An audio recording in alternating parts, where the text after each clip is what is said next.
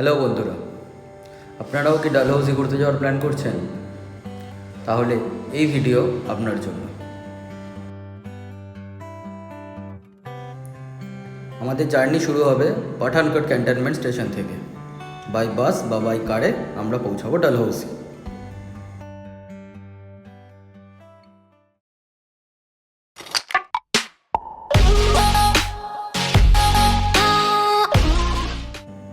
প্রথমেই গান্ধী চকের আশেপাশে একটা হোটেল নিয়ে নেব, তারপর বেরিয়ে পড়বো ডালহৌসি এক্সপ্লোর করতে। গান্ধী চকে গান্ধী মূর্তির ঠিক পাশেই রয়েছে সেন্ট জনস চার্চ, যা একটি শতাব্দী প্রাচীন চার্চ এবং যার সৌন্দর্য ভাষায় বর্ণনা করা যাবে না, এতটাই সুন্দর। এবং লোকাল যারা রয়েছেন তারা সন্ধেবেলা করে এই চার্চে ঘুরতে এবং প্রেয়ার वगैरह ইত্যাদি করতে আসেন।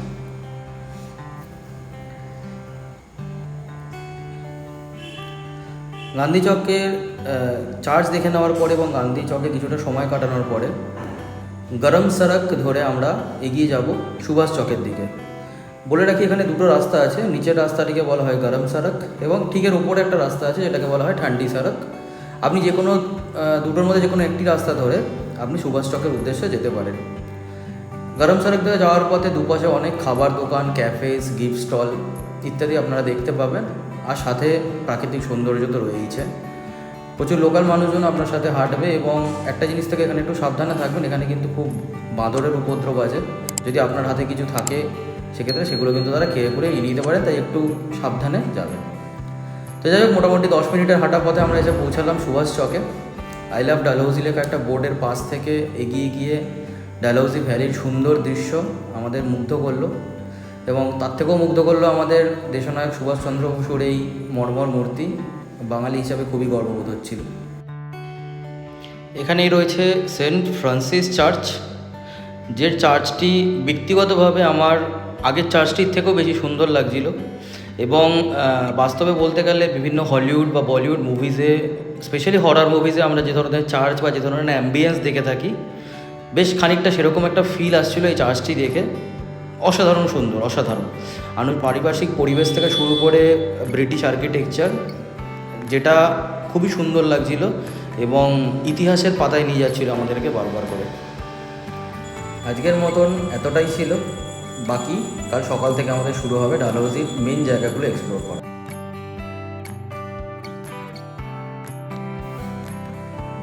সকাল সকাল ব্রেকফাস্ট করে বেরিয়ে পড়লাম। আজকে আমাদের ডালহৌসির বেশ কিছু জায়গা আমরা ঘুরে দেখব এবং যে জায়গাগুলো অসম্ভব সুন্দর এবং খুব বিখ্যাত জায়গা। যাওয়ার পথে রাস্তায় ডালহৌসি স্কুল দেখতে পেলাম, যেটা ডালহৌসির সবথেকে বড় স্কুল। এবং ওই দূরে পাহাড়ের মাঝখানে আমরা দেখতে পাচ্ছি আমাদের জাতীয় পতাকা এবং পুরো সবুজে ঘেরা পাহাড়ের মাঝখানে জাতীয় পতাকা এক আলাদা সৌন্দর্য সৃষ্টি করেছে। রাস্তায় যাওয়ার পথে বিজিস পার্ক পড়লো এবং এই যে বিজিস পার্ক, এই বিজিস পার্ক এই ডালহৌসি স্কুলের যিনি চেয়ারম্যান তিনি তার মায়ের স্মৃতির উদ্দেশ্যে তৈরি করেছিলেন, যেখানে ভারতীয় সেনার বেশ কিছু সাজ সরঞ্জাম রাখা রয়েছে যেগুলো একসময় যুদ্ধে ব্যবহৃত হতো। যাওয়ার পথে বিজিস পার্কে কিছুটা সময় কাটিয়ে কিছু ফটোগ্রাফিস করে কিছু ভিডিও করে আবার আমরা রওনা দিলাম আমাদের পরবর্তী গন্তব্যের উদ্দেশ্যে। প্রথমেই আমরা দাঁড়ালাম গ্রিন ভ্যালি ভিউ পয়েন্টে, যেটি খুবই সুন্দর একটা জায়গা এবং এখান থেকে পুরো একটা 360 ডিগ্রি এরিয়াল ভিউ পাওয়া যাচ্ছিলো, যেটা অসাধারণ লাগছিল। এগিয়ে যাওয়ার পথে বাদিকে দেখতে পেলাম স্নো ক্যাপ পীর ধলাধার রেঞ্জ এবং আরও এগিয়ে গিয়ে আমরা প্রবেশ করলাম কালাটপ খাজিয়ার ওয়াইল্ড লাইফ স্যাংচুয়ারির ভিতর, যেখানে সবুজ ওয়াদিয়া এবং স্নো আমাদেরকে মুগ্ধ করে দিচ্ছিল। এরপর আমাদের আজকের গন্তব্য দেনকুন পিক ট্রেক করা এবং অবশেষে তার বেস পয়েন্টে আমরা চলে এসেছি। এখান থেকে গোলাপ জামুন এবং মোমো খেয়ে শক্তি সঞ্চয় করে আমরা স্টার্ট করব আমাদের আজকের ট্রেকিং। 5 কিলোমিটার উপরে উঠতে হবে এবং তারপর 5 কিলোমিটার আবার নিচে আমাদেরকে ফিরতে হবে। তো দেখা যাক কতক্ষণে আমরা এটাকে কমপ্লিট করতে পারি। রাস্তা খুবই সুন্দর, দুধারে বরফ, সাথে সবুজ, আমাদের সবুজ পুরো পাহাড়, যা ওভারঅল একটা অসাধারণ সৌন্দর্য সৃষ্টি করেছিল। প্রথম এক কিলোমিটার তো খুব ইজিলি আমরা টপকে চলে এলাম, কিন্তু আস্তে আস্তে একটু কষ্টও হচ্ছিল। খুব একটা হাঁটার অভ্যাস নেই তো, তাই একটু কষ্ট হলেও ওভারঅল যে নৈসর্গিক সৌন্দর্য তা আমাদের এই কষ্টকে কিন্তু অনেকটাই লাঘব করে দিচ্ছিল।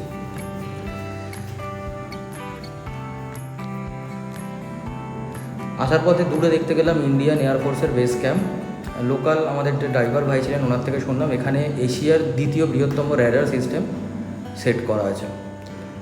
শুনে খুবই ভালো লাগলো এবং তাকে পাশে রেখে আমরা এগিয়ে চললাম। দেনকুন পিক আর মাত্র 3 কিলোমিটার, আরও 1 কিলোমিটার চলে এলাম এবং এখান থেকে আর 2 কিলোমিটার যেতে পারলেই আমরা আমাদের গন্তব্যে পৌঁছাতে পারবো। দূরে দেখলাম কিছু পর্যটক তারা বরফ নিয়ে খেলা করছে এবং ফটোগ্রাফি করছে, তবে আমাদের থামলে চলবে না, এগিয়ে যেতে হবে। মোটামুটি শেষ পর্যায়ে আমরা চলে এলাম দেনকুন পিকের এবং যখন ওপরে গিয়ে পৌঁছালাম তখন তার 360 ডিগ্রি ভিউ দেখে আমরা লিটারেলি মুগ্ধ হয়ে গেলাম। This is Dainkund pick.